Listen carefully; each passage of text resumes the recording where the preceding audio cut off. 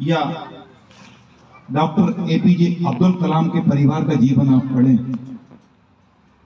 इनका जीवन बचपन से ही चेंज हुआ था। इसलिए बच्चे शैतान नहीं है। इनको बार बार बोला है कि शैतान शैतान शैतान शैतान, तुम्हारा बच्चा शैतान तो शैतान हो गया। हर बच्चा यूनिक है, हर बच्चे में विशेषता है, हर बच्चे में योग्यता है। आप विश्वास करना, आधार कार्ड में जब अंगूठा लगाने जाते हैं 7 अरब लोग दुनिया में हैं, लेकिन किसी का थम्स किसी से मैच नहीं करता। दिखते वैसे ही है सारे बच्चे, जुड़वा भी हैं तो भी उनका अंगूठा एक दूसरे से नहीं मिलता। मतलब हर बच्चा यूनिक है, हर बच्चे में कुछ विशेषता है। लेकिन अक्सर आपने कहानी सुनी होगी, चाहे महात्मा गांधी के नाम पर, चाहे आचार्य शांति सागर जी के नाम पर, चाहे स्वामी विवेकानंद जी के नाम पर, कि एक माँ अपने बेटे को ले जाती है कि गांधी जी ये गुड़ खाता है और गुड़ इसको छुड़वाना है, बहुत गुड़ खाता है। तो गांधी जी ने कहा कल आना। वो कल फिर गई, उसने कहा कल आना। वो कल फिर गई, उसने कहा बेटे। वो 15 दिन के बाद जब आई तो उन्होंने बेटे से कहा कि बेटा गुड़ नहीं खाना चाहिए, गुड़ से बच्चों के दांत में कीड़े पड़ जाते हैं और गुड़ से तुमको हानि पहुंचेगी।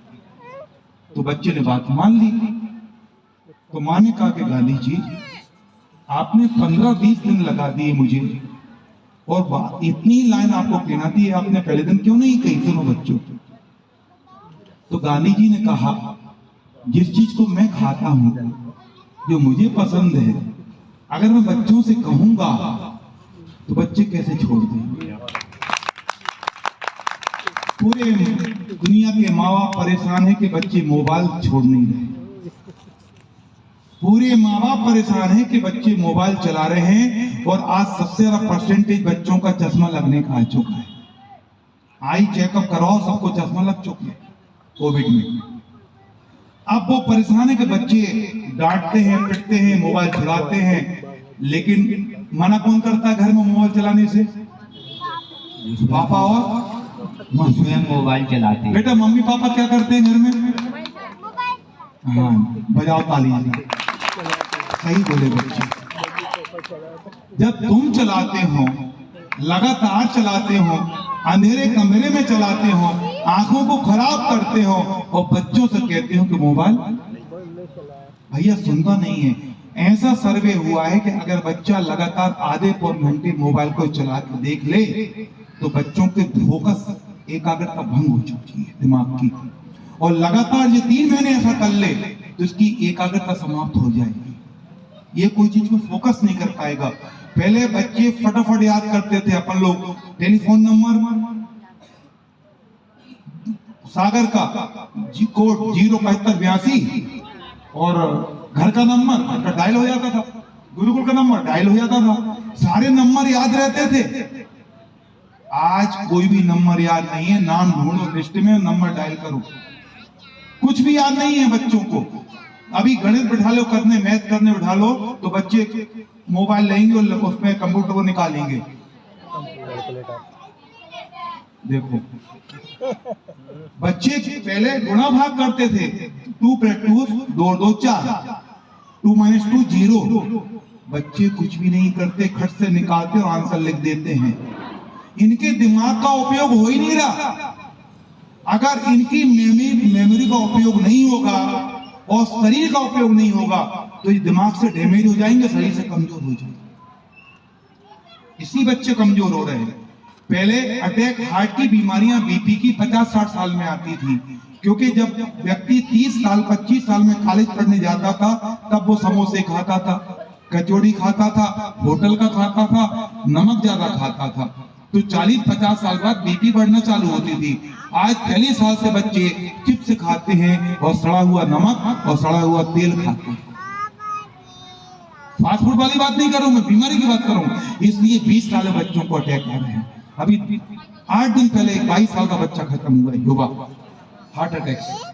कारण बच्चों के हाथ में कहीं भी जाओ, मम्मी देना 10 रुपए 5 रुपए, घर में चल रहा सपोला, घर का तेल टाप का, शुद्ध घी, भैया जी घी बेचना अच्छा वाला, घर का आइटम नहीं खा रहे बच्चे, और 5 और 10 रुपए के सड़े हुए तेल के चिप्स खा रहे हैं। सड़ा हुआ नमक का उसमें रस आ रहा है। और कहते हैं एक बार तेल को अगर आपने उपयोग कर लिया, और अगर तेल आपने रखा हुआ है दोबारा उपयोग कर लिया, तो सड़े बड़े बड़े डॉक्टर कहते हैं हार्ट के कि ये आपकी हार्ट को ब्लॉकेज कर देगा, वो तेल यूज करने योग्य नहीं है, खत्म करो उसको तुरंत। उपयोग किया है तो वो तेल कितनी बार जब बनाते हैं चिप्स बनाने में, कितनी बार तो सड़ाते हैं। तो ये सारी चीजें बच्चों की आ रही हैं। शरीर की एक्टिविटी नहीं है, शरीर की क्रिया नहीं है, शरीर कमजोर हो रहा है।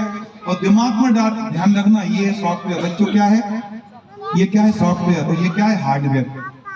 जो भी अपन मोबाइल में डालते हैं चिप्स में, कितनी चिप्स होती है, कितनी चिप्स होती है, इतनी सी चिप्स में पूरी दुनिया भरी हुई है।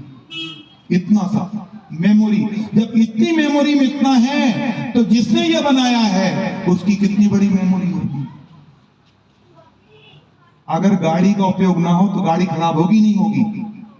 ये बच्चों के दिमाग का उपयोग नहीं हो रहा। अभी बहन जी गीत गा रही है, रेल चली भाई रेल चली, रेल चली भाई रेल। ये रेल नहीं हो रही, बच्चों के एक्चुअल गेम हो रहे हैं।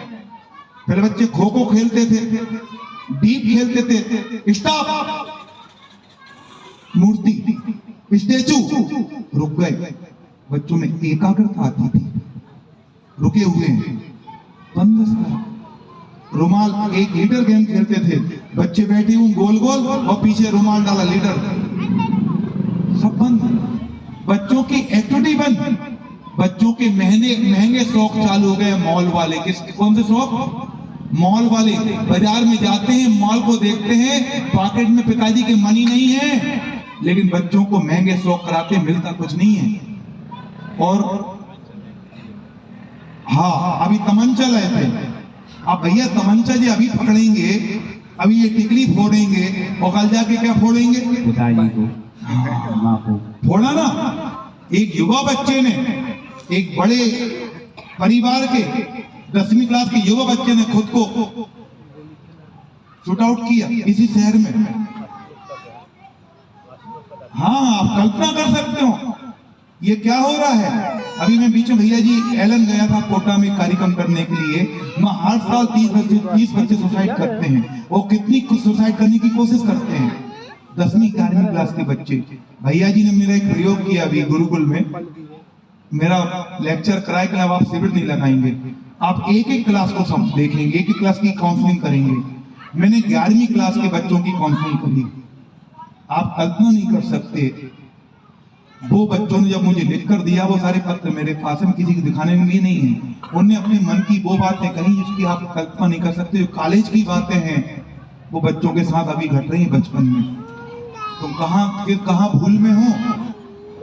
तुम बच्चों को मोबाइल नहीं दे रहे बेटा, तुम बच्चों को मोबाइल नहीं दे रहे हो, तुम उनके जीवन को खिलवाड़ कर रहे हो। और तुमने अगर बच्चों को पैदा किया है, तो बच्चों को अगर तुम अच्छा नागरिक नहीं बनाते हो, तो ये बहुत बड़ा अपराध कर रहे हो समाज और देश के साथ। इसलिए भैया जी ने 10 मिनट कहा था, मैं अपनी बात विराम देता हूँ, लेकिन ध्यान रखना, पहले 10-10 बच्चे होते थे हम लोग। हमारे पिताजी 6 भाई 2 बहन थे, हम 3 भाई 1 बहन है, हमारी 1 बेटी 1 है, और किसी को एक ही एक है, किसी के वो भी नहीं है, क्योंकि एक ही एक ये बच्चे हैं। और अगर यही डिस्टर्ब हो गए तो बचेगा क्या? तुम्हारी पूरी मेहनत का भाग दौड़ का गांव से छोड़ के यहाँ आए, काय के लिए आए? इनको पढ़ाने आए, क्योंकि गांव में स्कूल अच्छे नहीं थे। स्कूल तो पढ़ा लोगे, लेकिन कल्पना करो जो सामूहिक रूप से बच्चे डिप्रेस हो रहे हैं बड़े बड़े स्कूलों में पढ़ के। इनको स्कूल तो पढ़ाओ, लेकिन जिसके लिए स्कूल पढ़ा रहे हो वो संस्कार, वो जीवन, वो संस्कृति, वो वे ऑफ लाइफ, वो जरूर समझाओ। बच्चों में बहुत योग्यता, मैं फिर कह रहा हूँ, हर बच्चा आपकी समाज का यूनिक है, और ये बहुत कुछ कर सकता है। ये सारे बच्चे, इन पर फोकस करो। मैंने कल बच्चों की क्लास ली थी, बच्चों कैसी लगी कल क्लास? अच्छी कि बहुत अच्छी? तो बच्चों की क्लास कर ली थी। ये बच्चों में बहुत सी योग्यता है। आचार्य विद्यासागर जी का जीवन बचपन में चेंज हो गया था कि घर से मंदिर जाओ तो कितनी बार नमोकामन पढ़ना पड़ता है, उनका जीवन बदल गया। तो ऐसे कई, इनमें पूत कपूत तो क्या धन संचय, और पूत सपूत तो क्या धन संचय। अगर ये तुम्हारे सुपुत्र हैं, तो भैया जी जैसे एक ब्रह्मचारी सागर से निकल के जबलपुर आए और जबलपुर में एक मैदान ग्राउंड पड़ा हुआ था खंडर, उस मैदान को आज देश का सबसे बड़ा आश्रम, सबसे बड़ा महाविद्यालय, यहाँ बीएड हो रहा है। अभी मैं देखा था भैया जी कितनी मेहनत करते हैं, जहां से जाते दिन भर वहां देखते हैं, मुझे लगा थक गए होंगे। अभी देखा भैया जी 6 डाला पढ़ा रहे थे, 3-4 अध्याय, पूरे बच्चों को 28-30 बच्चे बैठे थे, एक एक से पूछ रहे थे, माँ की चिंता भी करते हैं, माँ की सेवा में भी रहते हैं, अपना कर्तव्य का निर्वाह भी कर रहे हैं, उसके साथ बच्चों का, गुरुकुल का, संस्था का। मैं तो एक छोटा सा कमरा बनाने में परेशान हो जाता हूँ, इतना परेशानी, कहां से मजदूर, कहां से हेडेक, कितनी झूठ, कितनी फरेब, कहां की सीमेंट, कहां की रेता, कहां का क्या गड़बड़ हो जाता है, परेशान हो जाते हैं। इतना बड़ा खड़ा कहीं न किसी ने लाके नहीं दे दिया। मदर टेरेसा वालों में भैया जी आए होंगे, भैया जी हमारी तरफ से 5 लाख इकट्ठे हुए हैं, भूल जाओ, पूरा जीवन लग गया, पूरा जीवन लग गया। आज वो किसके लिए, वो संस्कृति किसके लिए बना के है?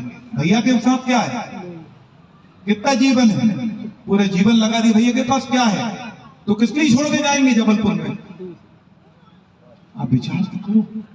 तो ये समाज को कुछ दे के जा रहे हैं, विनोबा भावे कुछ दे के गए, उनको हम याद करते हैं। ऐसे हम अपने बच्चों को तैयार करें, इनसे प्रेरणा लें। होता क्या है, हम दूर के आदर्श को ढूंढते हैं और अपने आसपास के आइडियल को, आदर्श को नहीं देख पाते। जो हमारी दृष्टि में अच्छाई दिखती नहीं है, कमियां दिखती हैं। इसलिए इस शिक्षक विधान से हम अच्छाइयां देखें, भैया जी से प्रेरणा लें। आज माता जी नहीं कर रही थी, तो भैया जी से हमने बहुत कुछ सीखा है, सारी चीजें हैं। भले ही वो उनके हाथ में पिछी नहीं है, लेकिन उनके निमित्त से बहुत सारे पिछी वाले बने हैं। ये कोई छोटा काम नहीं है। तो मुझे भी लगभग भैया जी के पास 20 से 25 साल ज्यादा हो गए जुड़े। मेरे पिताजी मुझे लेके आते थे और मैं भागवत आचार्य निकाल का पढ़ाई करना, नेचुरोपैथी की, तो मैं जयनारायण आरोग्य धाम में करने के लिए जाता था भैया जी गुरुकुल में। वहाँ पन्नाला जी का, भैया जी का पढ़ा, धार्मिक संस्कार आए तो संस्कार मेरे जीवन में आज तक काम आ रहे हैं। तो ये सारी चीजें हैं। और भैया जी क्योंकि माता जी कल बताएंगी कि मेरे यहाँ पर जब माता जी का 64वां हुआ